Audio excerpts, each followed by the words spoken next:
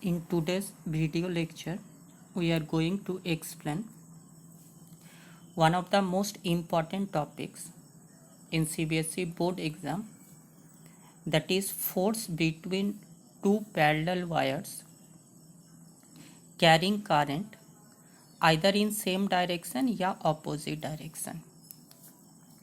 तो हमें दो पैरेलल करंट कैरिंग वायर्स के बीच लगने वाला फोर्स, उस फोर्स का एक फॉर्मूला डिराइव करना है। बिफोर एक्सप्लेनिंग दिस टॉपिक, हम लोग थोड़ा सा प्रीवियस क्लास को रिमाइंड करते हैं, वेयर वी हैव सीन कि whenever a current carrying wire is placed perpendicular to a magnetic field,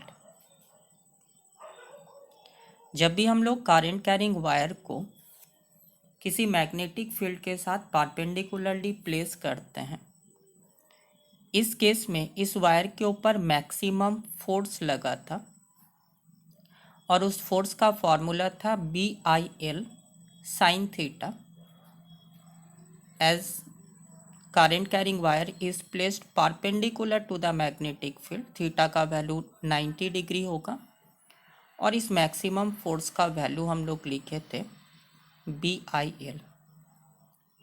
so force acting on a current carrying wire placed in a magnetic field, उसका formula था BIL। अब देखते हैं इस derivation को।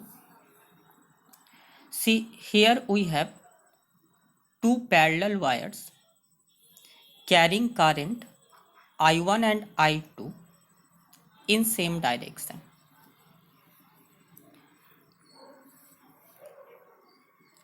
अगर हम इस वायर की बात करें, इस वायर के थ्रू फ्लो करने वाला करंट है I2 और इस वायर के ऊपर किसी एक पॉइंट पर, फॉर एग्जांपल इस पॉइंट पर एक मैग्नेटिक फील्ड काम कर रहा due to this first wire. इस वायर का मैग्नेटिक फील्ड इस पॉइंट पे, क्योंकि सेकेंड वायर के ऊपर फोर्स तभी लगेगा अगर सेकेंड वायर को हम किसी मैग्नेटिक फील्ड में प्लेस करें। तो सेकेंड वायर के लिए मैग्नेटिक फील्ड को प्रोड्यूस कर रहा फर्स्ट वायर। तो देखते हैं फर्स्ट वायर के कारण एट ए डिस्टेंस R किसी एक पॉइंट पर which is located on the second wire, इस पॉइंट पर मैग्नेटिक फील्ड का वैल्यू और उसका डायरेक्शन कितना होगा। हमें पता स्ट्रेट वायर के लिए at a distance R magnetic field का फॉर्मूला होता है μ0 I1 डिवाइडेड बाई 2πr। तो ये किसका मैग्नेटिक फील्ड हुआ? This is the magnetic field produced by the first wire eight a distance R, means इस पॉइंट पे। इस मैग्नेटिक फील्ड का मैग्नीट्यूड मिला μ0 I1 by 2πr। Now see what will be the direction of this magnetic field B1। हमें याद होगा magnetic field का direction for a straight wire, उसे हम लोग डिटरमाइन किए थे by using right hand thumb rule. तो ये है फर्स्ट वायर के थ्रू फ्लो करने वाला करंट का डायरेक्शन और पॉइंट यहाँ पर है। तो अगर हम थंब से दिखाए करंट का डायरेक्शन और रेस्ट फिंगर्स को देखें, तो रेस्ट फिंगर्स का डायरेक्शन इनवर्ड दिख रहा। तो this is the direction of magnetic field. दिखाए तो हम इस तरह से है, but this magnetic field is perpendicular to the plane of paper, directed inward हो गया। So this field is perpendicular to the wire CD directed into the plane of paper. अभी सेकेंड वायर के ऊपर किसी एक पॉइंट पर हम लोग मैग्नेटिक फील्ड को डिटरमाइन कर चुके हैं, means second wire is placed under the influence of A magnetic field. और हमें दिख रहा वायर के थ्रू फ्लो करने वाला करंट का डायरेक्शन और मैग्नेटिक फील्ड जो इनवर्ड था, ये दोनों एक दूसरे के साथ परपेंडिकुलर है।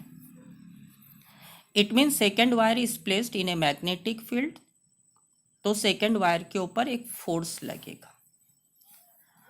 Now we are calculating what is the force acting on CT mean second wire. Force का फॉर्मूला था BIL, तो that is I means current, किस वायर के लिए, सेकेंड वायर का current I2। L, let L be the length of each wire। B means B1 magnetic field due to first wire, और sin 90। तो याद रखना जब हम सेकेंड वायर के लिए फोर्स निकाल रहे हैं तो मैग्नेटिक फील्ड किसका लेना है, फर्स्ट वायर का, और करंट किसके लिए लेना है, सेकेंड वायर के लिए। एक का फील्ड दूसरे का current. This is I2 into L। B1 means μ0 I1 by 2πr। तो फोर्स का फाइनल एक्सप्रेशन मिला, force acting on the second wire, that is μ0 I1 I2 L by 2πr। If I calculate force per unit length, that means small f, that is F2 by length of the second wire, that is L. So this is μ0 I1 I2 by 2πr. So this is the expression for force acting per unit length on the second wire. अभी second wire के ऊपर एक force तो लग रहा, लेकिन इस force का डायरेक्शन किस ओर होगा। एज यू ऑल नो कि whenever a current carrying wire is placed in a magnetic field, it experiences a force, और उस फोर्स का डायरेक्शन हम लोग डिटरमाइन करते हैं by using Fleming's left hand rule. तो देखते हैं फ्लेमिंग्स लेफ्ट हैंड रूल से फोर्स का डायरेक्शन किस ओर होगा। मैग्नेटिक फील्ड का डायरेक्शन है इनवर्ड, तो हम अपने फर्स्ट फिंगर को प्लेस करेंगे इनवर्ड डायरेक्शन में। करंट का डायरेक्शन है अपवर्ड, तो सेंट्रल फिंगर को प्लेस करेंगे अपवर्ड डायरेक्शन में। और if I extend my thumb, you are finding कि इस फोर्स का डायरेक्शन है इस ओर, मीन्स टूवर्ड्स लेफ्ट। तो this is the direction of force acting on the second wire. अब जब हम सेकेंड वायर के ऊपर फोर्स निकाल चुके हैं, तो इसी तरह से फर्स्ट वायर के ऊपर भी एक फोर्स लगेगा और उसे कैलकुलेट करना बिल्कुल इजी हो जाएगा। जस्ट हम लोग सिंबल को एक्सचेंज करेंगे। तो ऑब्वियसली इस बार फोर्स कैलकुलेट कर रहे हैं फॉर द फर्स्ट वायर, तो इस फोर्स के लिए हमें सेकेंड वायर का मैग्नेटिक फील्ड लेना है, मतलब B2, सेकेंड का मैग्नेटिक फील्ड और फर्स्ट का करंट। तो जैसे हम लोग B1 कैलकुलेट किए थे उसी तरह से कैलकुलेट करते हैं magnetic field at a point on the first wire due to the second wire, ये कितना होगा। तो similarly magnetic field produced by a current I2 at any point on the wire AB, मतलब इस पॉइंट पर, this will be B1 के जगह पर B2 लिखे, दिस इज μ0, सेकेंड के लिए current I2 divided by 2πr।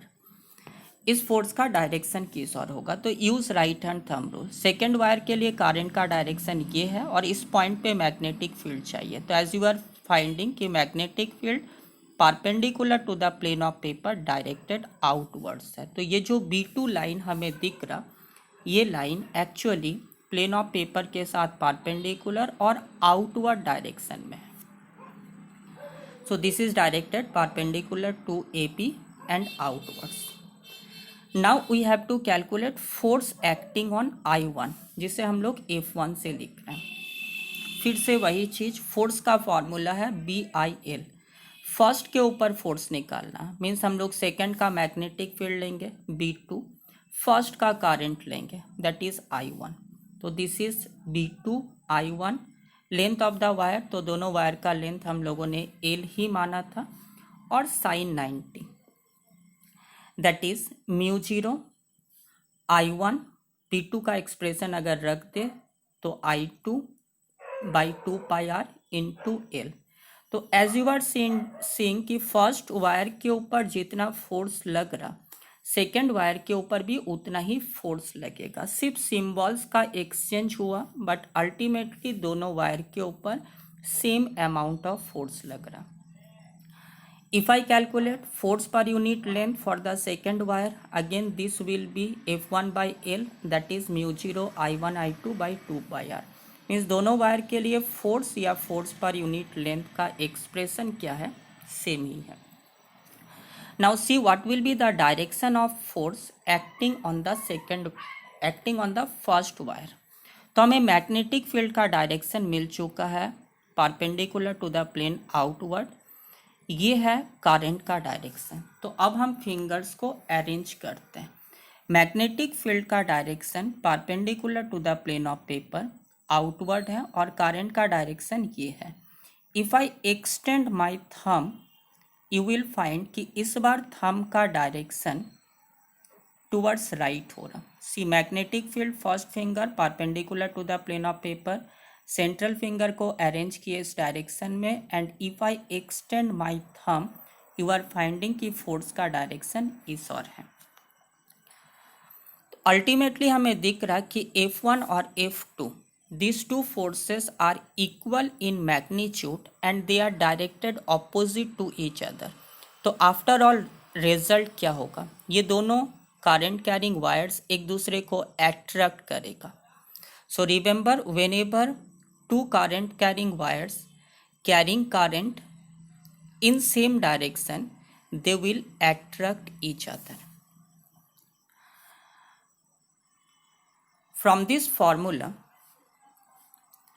F by L का जो फॉर्मूला था फोर्स पर यूनिट लेंथ, इस फॉर्मूले से हम लोग डिफाइन करेंगे 1 एम्पियर को। कैसे? If I consider I1 and I2 both are 1 ampere, distance between the wire r that is 1 meter, then small f equals to mu 0 by 2 pi, that means mu 0 का value था 4 pi into 10 to the power minus 7 by 2 pi, that means 2 into 10 to the power minus 7 newton per metre. Force per unit length calculate कर रहे हैं means Newton per metre. अब इसे अगर हम लोग लैंग्वेज का फॉर्म दे दें, यू मे से कि 1 ampere be the amount of current flowing through 2 parallel wires separated by a distance of 1 metre will exert a force per unit length of 2 into 10 to the power minus 7 newton per metre. Means अगर दो parallel wires separated by a distance of 1 metre रखा जाए और दोनों के बीच force per unit length का value 2 into 10 to the power minus 7 newton per metre हो, from here we can say कि इस दोनों वायर के थ्रू फ्लो करने वाला करंट का जो वैल्यू है that is 1 ampere. Similarly, it will be a homework for you all कि you have to calculate force between two parallel wires carrying current in opposite direction। ये हम लोग खुद से सॉल्व करेंगे। बस इतना बताते चले कि ऑपोजिट डायरेक्शन में हो या सेम डायरेक्शन में, दोनों ही केस में फोर्स का एक्सप्रेशन या फोर्स पर यूनिट लेंथ का जो एक्सप्रेशन मिला that will remain the same. बस डिफरेंस इतना होगा कि सेम डायरेक्शन में दो करंट कैरिंग वायर्स एक दूसरे को अट्रैक्ट कर रहा था, वहीं अगर current carrying wires opposite direction में करंट फ्लो करें तो they will repel each other. तो बस अंतर फोर्स के डायरेक्शन में होगा, बाकी magnitude of force as well as magnitude of force per unit length that will remain the same.